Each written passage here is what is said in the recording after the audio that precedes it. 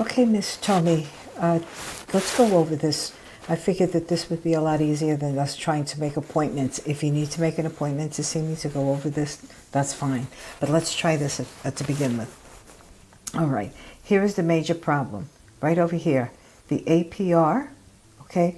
This you had to use a VLOOKUP, okay? You had to use the VLOOKUP, and I see that you used the VLOOKUP, but the VLOOKUP formula that you have is incorrect.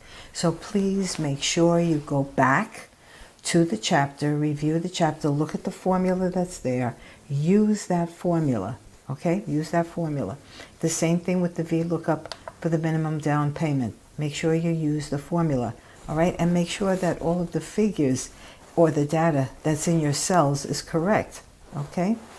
The other point, obviously you've got the APR from this, okay? The sales tax, okay? Look at your formula for the sales tax. You say C4 times C12. And what was that sales tax rate supposed to be? So make sure that you have the correct data in each of the cells, all right? And that should answer your question.